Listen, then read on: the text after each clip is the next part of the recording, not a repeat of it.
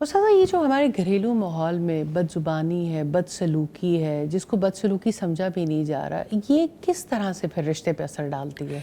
देखिए, सबसे पहले तो हमें ये देखने की ज़रूरत है कि हमारे लिए रोल मॉडल क्या है और ठीक है। हमारी ख़ानदान को उसके इस्तेहकाम के लिए अल्लाह सुब्हानहू व तआला ने और अल्लाह के रसूल ने क्या उसूल दिए हैं।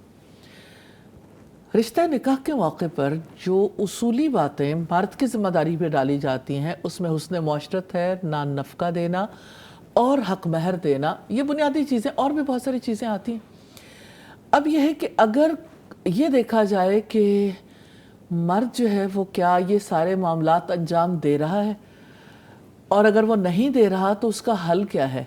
मैं ये कहती हूँ कि क्यों नहीं हमारे तालीमी निज़ाम में इस बात का जायज़ा लिया जाता कि जब रिश्ता निकाह में बंधना अल्लाह सुब्हानहू व तआला के इस हुक्म को पूरा करना है, क्या हमारा तालीमी निज़ाम सपोर्ट करता है कि एक बच्चा जब जवान हो जाए तो वो अपनी इन जिम्मेदारियों को समझने के काबिल हो जाए।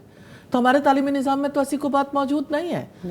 क्या एक बच्ची को घरेलू जिम्मेदारियां अदा करने के लिए हमारा तालीमी निज़ाम सपोर्ट करता है, या हमारा ख़ानदानी निज़ाम सपोर्ट करता है, या हमारी सोसाइटी में ऐसी ऑर्गेनाइजेशंस काम कर रही हैं जो घरेलू निज़ाम को कामयाब बनाने के लिए अपना किरदार अदा करें? तो ऐसे आटे में नमक के बराबर भी नहीं है।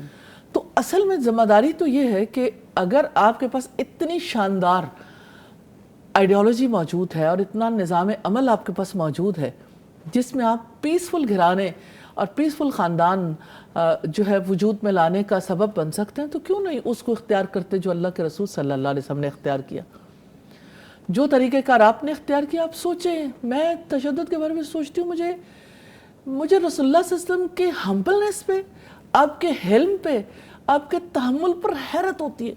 एवरी टाइम मैं सोचती हूँ, या अल्लाह तू तो इतना हलीम है, तेरे नबी के अंदर इतना हिल्म है। वाक़िफ़ के हवाले से देखिए कि आप सल्लल्लाहु अलैहि वसल्लम एक महीने तक अपनी बीवी के बारे में ऐसी बातें सुनते रहे जिसकी वजह से एक मर्द के लिए स्टैंड करना डिफ़िकल्ट हो जाता है। आपने एक मर्तबा एक फ़िक्रा नहीं उछाला। सईदा आयशा को पता ही नहीं चल सका कि कोई इर्द गिर्द बातचीत हो रही है। आप इमेजिन कर सकते हैं कि बाहर पूरा फ़िज़ा गर्म हो और अंदर एक बात भी ना हो। घर के अंदर कोई सूरत हाल ऐसी नहीं। एक महीने के बाद ऐसी सूरत हाल हुई कि हज़रत आयशा बीमार थी, अपनी माँ के घर जाने के लिए इजाज़त मांगी, तो आप सल्लल्लाहु अलैहि वसल्लम ने इजाज़त दे दी। वो फील तो करती थी कुछ रवैया बदला हुआ है, कि आते हैं और पूछते हैं कैसी हैं, इसके अलावा ज़्यादा बातचीत नहीं होती। लेकिन उसको भी उन्होंने ये नहीं फील किया कि कोई ऐसी बात हो सकती। यानी इतनी हम्बलनेस है। ये एक शौहर का किरदार। आप देखें कि एक ऐसी ज़िंदगी के मुकाबले में यहाँ पर जहाँ पे डिजिटली हरास्ट किया जाता है, जहाँ पे किया तो जाता है ना, आप देखें एक मर्द ये समझता है कि औरत का हर ख़त पढ़ना, हर मैसेज पढ़ना मेरी ज़िम्मेदारी है, क्योंकि मैं घर का यानी निगरान हूँ, इस वजह से मुझे ये सब कुछ करना है, ये मेरा राइट है। उसकी जितनी देखें, एक खातून है जो घरेलू खातून है, तो माशरे में सिर्फ घरेलू ख़वातीन नहीं है, उसमें वर्किंग वेमेन भी हैं। हर ईमेल देखना, हर मैसेज देखना, हर चैट पढ़ना, सोशल मीडियाज़ पे जाके बाकी चीज़ों को देखना, हर एक चीज़ पे एक मर्द ये समझे कि ये मेरी रिस्पॉन्सिबिलिटी है, मैंने राइट ट्रैक पे रखना है। तो मर्द को ये भी देखना है कि मैं एजुकेट कितना करता हूँ, मेरे ताल्लुकात आपस में किस नौइयत के हैं, और मेरा दीन मुझसे क्या चाहता है, क्या कहता है।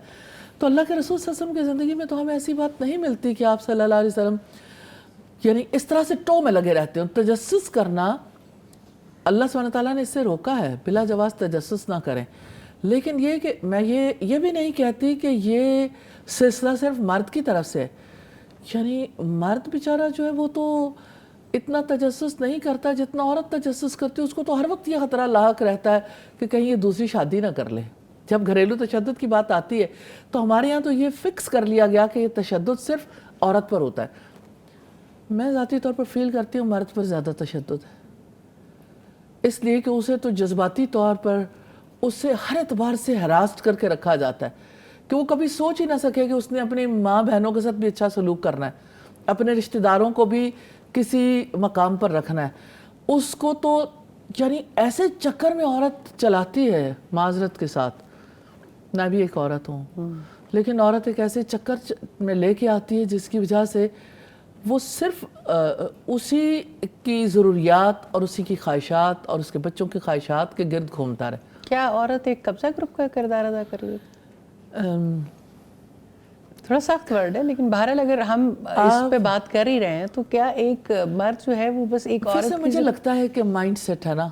جس وقت ایک عورت کا نکاح ہوتا ہے تو اس کو لگتا ہے کہ اب مرد میری مٹھی میں ہونا چاہیے. مرد یہ سمجھتا ہے کہ عورت میری مٹھی میں ہونی چاہیے. اللہ کے رسول صلی اللہ علیہ وسلم نے یہ کانسیپٹ نہیں دیا. ہمارا دین ہمیں کانسیپٹ نہیں دیتا کہ کوئی کسی کو اپنی ملکیت بنا لے. مرد ملکیت بنائے، اگر مرد کے لیے جائز نہیں تو عورت ملکیت بنائے تو کیا عورت کے لیے جائز ہے؟ تو دو طرفہ ہی دیکھنا چاہیے. دو طرفہ معاملہ فرق ہے. تو اس چیز کو جو ہے وہ بہرحال میں سمجھتی ہوں کہ بہت ساری سٹوری جو ہے وہ خواتین کی طرف سے ہوتی ہے اور مجھے لگتا ہے کہ آج کا مرد زیادہ بے بس ہے. آج کے مرد کو بے بس کرنے کی مزید کوششیں کی جا رہی ہیں اور اصل چیز جو چیلنج ہے نا وہ اللہ سبحانہ تعالیٰ کے قانون کو چیلنج ہے. الرجال قوامون علی النساء، اس کے لیے چیلنج ہے. سب لوگ پوری ایسا لگتا ہے پوری زمین پر سارے لوگ اٹھ کھڑے ہوئے ہیں کہ یہ کام نہیں ہونے دینا جو اللہ سبحانہ تعالیٰ نے کہا. پھر یہ کہ اس کے بارے میں کنفیوژنس پیدا کرنا، لوگوں کو پریشان کرنا کہ آپ جو ہے نا وہ دوسرے درجے پر آ گئے ہو اور آپ کا وہ مقام نہیں ہے اور آپ یعنی آپ کے ساتھ ظلم ہو رہا ہے. تو یعنی ایک نا اندر ایسی چیز بیدار کر دی گئی جس کی وجہ سے عورت کے اندر صرف شوہر سے بغاوت نہیں پیدا ہو رہی، رب سے بغاوت پیدا ہو رہی ہے، اپنے رسول سے بغاوت پیدا ہو رہی ہے.